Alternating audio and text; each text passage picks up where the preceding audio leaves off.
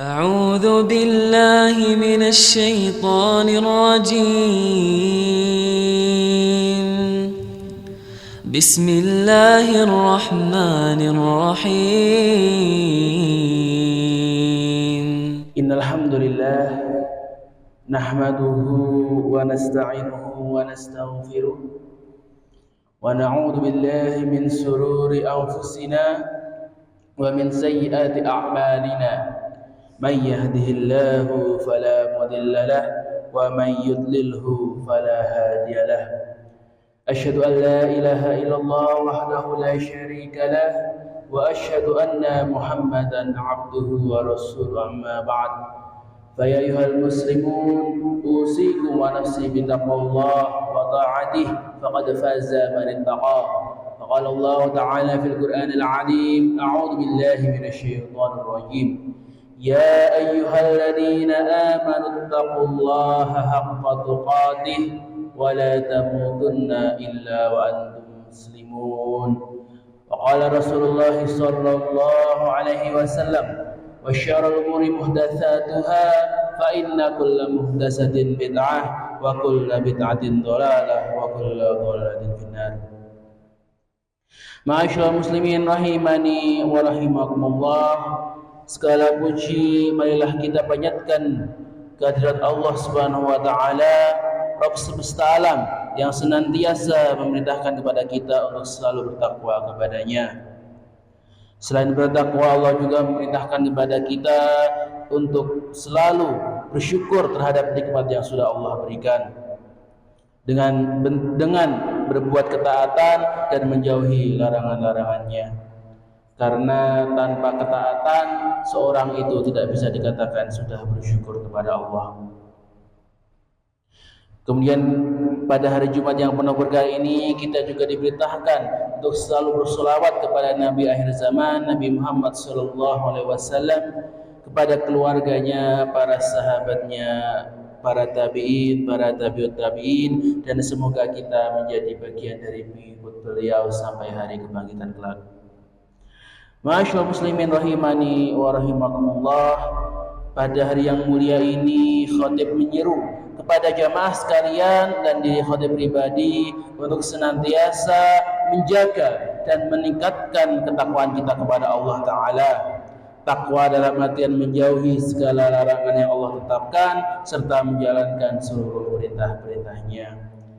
Karena dengan ketakwaan setiap persoalan hidup yang kita alami akan ada jalan keluarnya dan akan ada pula rezeki yang datang kepada kita tanpa disangka-sangka.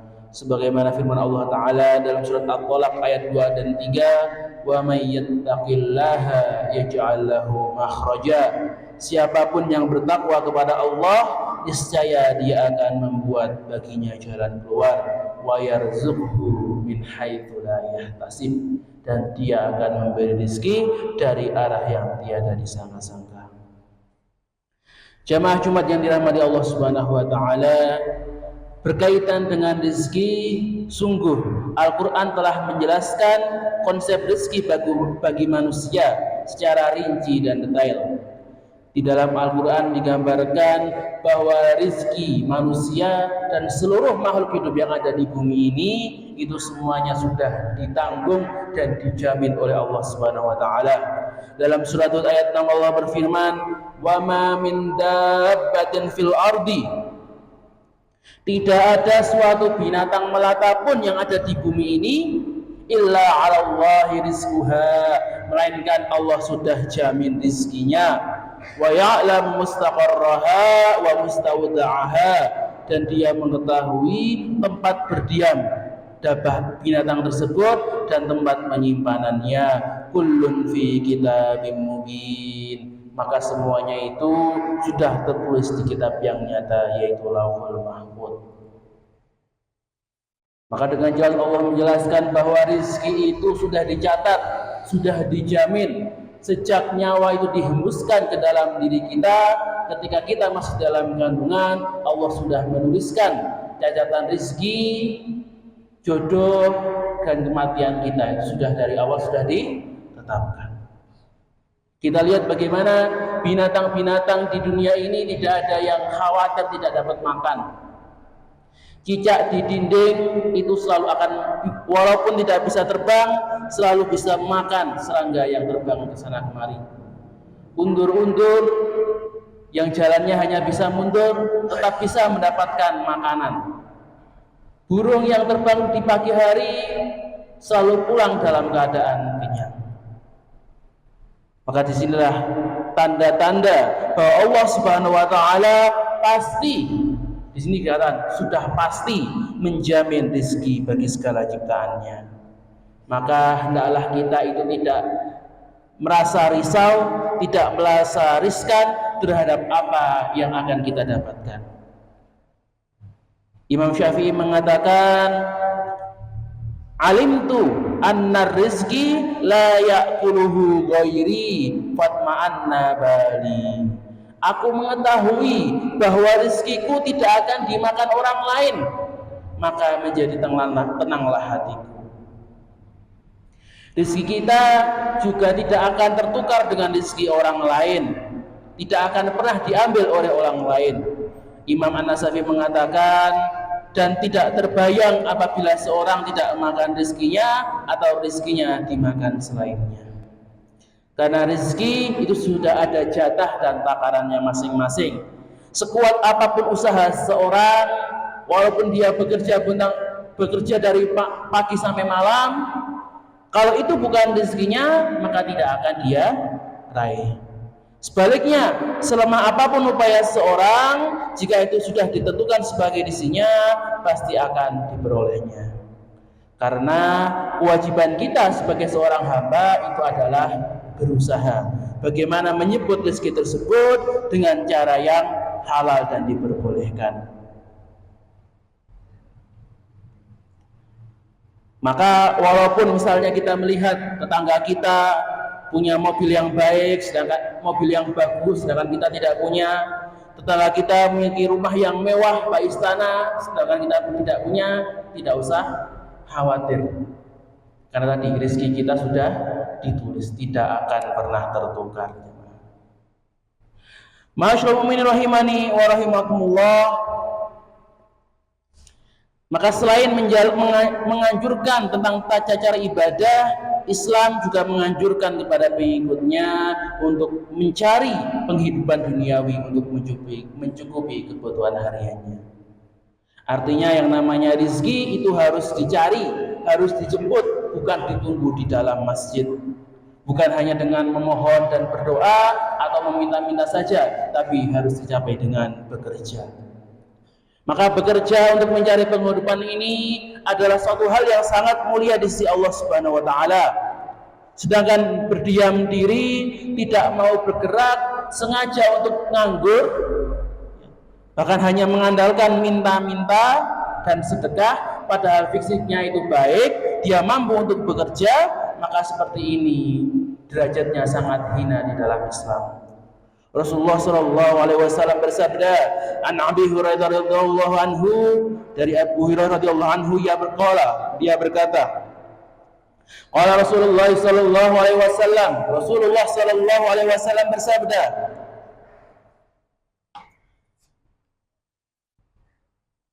lain lianna yahtatibu ahadukum huzmatan ala dhahrihi. Salah seorang dari kalian yang memikul kayu bakar di punggungnya untuk mencari nafkah, khairun min an yas'alu ahadan fayut'imuhu aw yamna'uhu. Maka itu lebih baik daripada ia mengemis kepada seorang, baik diberi atau ditolak. Hadis riwayat Bukhari. Maka hadis yang disebutkan ini secara tegas menganjurkan kepada kita untuk bergerak mencari rezeki, untuk mencari pekerjaan, walaupun pekerjaannya itu sepele, walaupun pekerjaan yang hina dan dipandang rendah oleh masyarakat. Karena pekerjaan itu selama itu masih halal, itu jauh lebih baik dibandingkan orang yang hanya meminta-minta, hanya menggantungkan pendapatan dirinya kepada kasih belas orang lain. Maka berkaitan dengan hal ini, para nabi juga menjadi teladan bagi kita. Kita lihat bahwa makhluk yang paling mulia ini, yang paling dipuji oleh Allah Subhanahu wa taala, yang kesolehannya itu tidak dilakukan lagi, mereka tetap mencari pencaharian, tidak mengandalkan bantuan orang lain. Lihatlah Nabi Daud yang dia itu makannya dari hasil usahanya yang sendiri. Nabi Musa yang mendapatkan hasil dari menggembala domba. Begitu pula Nabi kita Nabi Muhammad SAW yang merupakan saudagar terkenal di masanya. Maka semua ini menjadi contoh bagi kita bahwa dunia itu, rezeki itu tetap harus dicari, bukan ditunggu begitu saja. Kalau ini masih tidak cukup, maka Nabi SAW pernah bersabda, siapapun yang di waktu sore merasa lelah karena mencari nafkah, maka di saat itu dosanya akan diampuni. Tetapi kita juga harus ingat bahwa ketika kita mencari rezeki harus dari cara yang halal. Jangan sampai terjebak dengan perkataan orang, wah, yang haram saja susah, apalagi yang halal. Maka perkataan ini adalah perkataan yang menjebak, perkataan yang menyesatkan. Karena Allah Subhanahu wa taala telah mengaruniakan kepada kita bahwa yang halal itu jauh lebih mudah, yang halal itu jauh lebih banyak.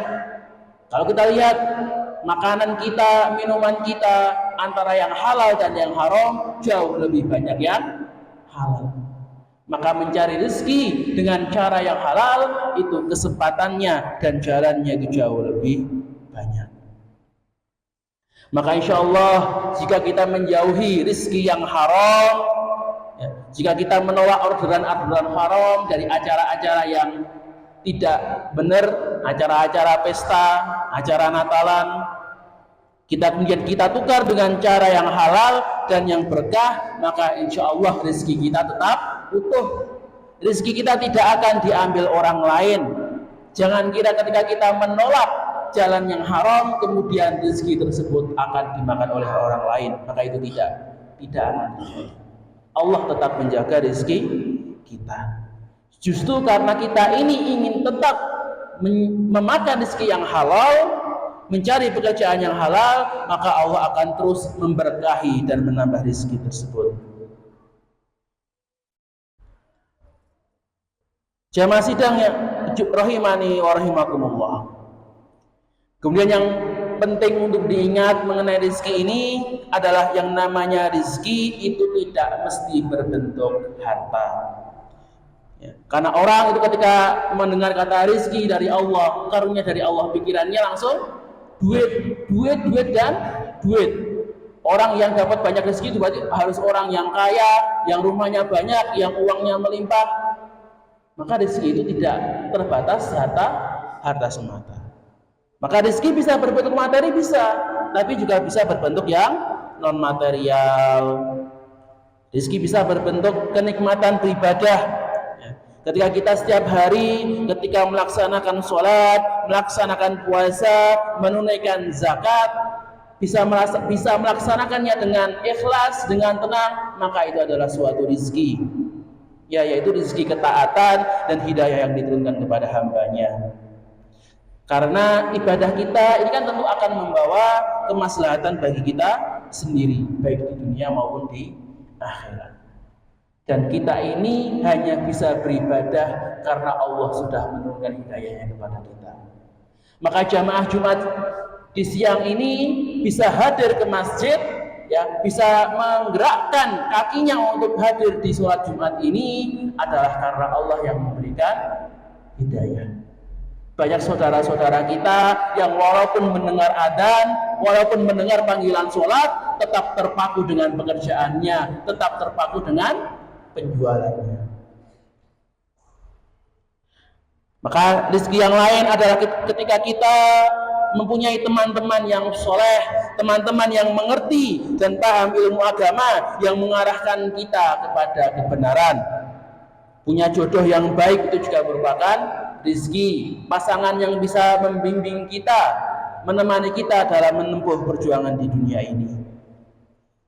Kemudian ketika kita mendapatkan pendidikan yang baik, sekolah yang bagus, kita bisa melanjutkan pendidikan di SMA atau di perkuliahan, itu adalah juga sebuah kenikmatan yang luar biasa. Dan yang paling kita sering abaikan, kita lalai untuk mensyukurinya adalah nikmat kesehatan badan kita. Kita bisa hadir di sini, badan kita tidak ada apa-apanya, tidak menderita sakit apapun, itu sudah rezeki yang sangat luar biasa. Yang sayangnya banyak dari kita yang sering melalaikannya. Maka ma'asyiral muslimin yang dirahmati Allah Subhanahu wa taala, maka menyangkut soal rezeki ini, memang manusia itu adalah makhluk yang sering merasa riskan, yang sering merasa risau tentang pendapatan duniawinya. Maka hal itu memang sifat yang manusiawi bagi kita. Sebab tanpa naluri kecemasan akan rezeki, tubuh kita tidak akan merespon untuk bergerak mencari nafkah. Akan tetapi perlu kita tancapkan di dalam hati kita bahwa rasa cemas yang berlebihan, rasa yang resah yang berlebihan terhadap rezeki, itu suatu hal yang tidak baik. Apalagi rasa cemas tersebut tidak dibarengi dengan kesadaran bahwa rezeki itu sudah dijamin, rezeki itu sudah Allah janjikan, sudah ada jatahnya.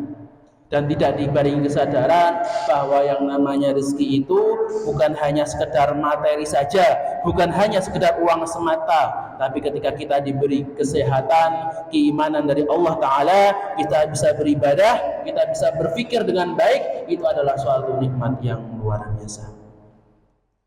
Maka betapa baiknya Allah kepada kita dengan segala hal yang kita dapatkan saat ini, yang bisa kita nikmati dan ambil manfaatnya. Dan itulah rezeki bagi kita, dan harus kita syukuri. Kita syukuri dengan apa? Dengan menggunakan rezeki yang kita punya untuk melaksanakan ibadah, untuk berbuat yang baik. Jangan sampai rezeki dan nikmat yang kita punya malah digunakan di jalan yang keliru. Barakallahu li wa lakum fil Qur'anil azim wa nafa'ani wa iyyakum minal ayati wa dzikril hakim wa taqabbal minni tilawatahu innahu wal ghafurur rahim.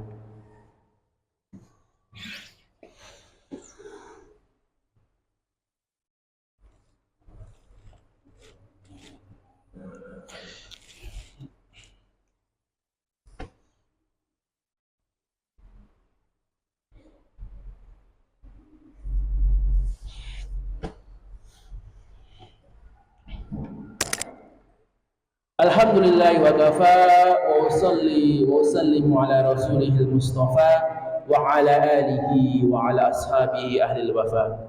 Asyhadu an la ilaha illallah wahdahu la syarika lah wa asyhadu anna Muhammadan abduhu wa rasuluhu, amma ba'd. Fa ya ayyuhal muslimun, usikum wa nafsi bi taqwallahil aliyyil azim. Wa'lamu anna Allah amarakum bi amrin 'azim, amarakum bis salati was salami ala rasulihil karim. Faqala Allah ta'ala fil Qur'anil 'azim, a'udzu billahi minasy syaithanir rajim. Inna Allah wa malaikatahu yusalluna 'alan nabi, ya ayyuhalladzina amanu sallu 'alaihi wa sallimu taslima. Allahumma salli 'ala Muhammad wa 'ala ali Muhammad kama shallaita 'ala Ibrahim wa 'ala ali Ibrahim innaka Hamidum Majid. Allahumma ighfir lil muslimina wal muslimat wal mu'minina wal mu'minat al ahya'i minhum wal amwat innaka sami'un qaribun mujibud da'wat ya qadiyal hajat. Allahumma ansuril mustad'afina minal muslimina fil Filistin wa fi masyarikiha wa fi magharibiha wa fi kulli makan wa kun lahum waliyan wa nasira wa mu'inan wa dhahira. Allahumma ansuril mujahidina fi sabilik وألف بين قلوبهم ووحد صفوفهم ووفهم لاتباع كتابك وسنة نبيك ويسر لهم أسباب النصر